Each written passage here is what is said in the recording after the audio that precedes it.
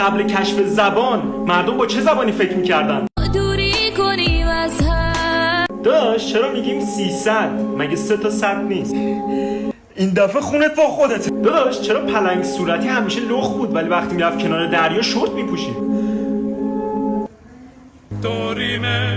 داداش چرا رگ دستمون رو بزنیم میمیریم ولی دستمون قطع بشه نمیمیریم؟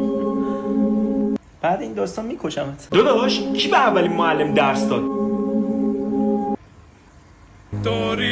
جالب بود. داداش وقتی هواپیما سقوط میکنه تنها چیزی که سالم میمونه جعبه سیاست. چرا کل هواپیما رو از جعبه سیاه درست نمیکنن؟ بهتر خودت هم بری تو جعبه سیاه، چون بعد این داستان میکشم. حالا کسی دیدی کوکیلوی بور احمدی باشه؟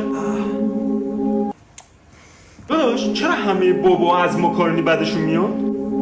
راست میگی، بابا هم دوست نداره ماکارونی، ولی این چیز تغییر نمیده. داداش سوپ تشکیل شده از آب، گوشت، نمک و سبزیجاته، پس اقیانوس اینو سوپه.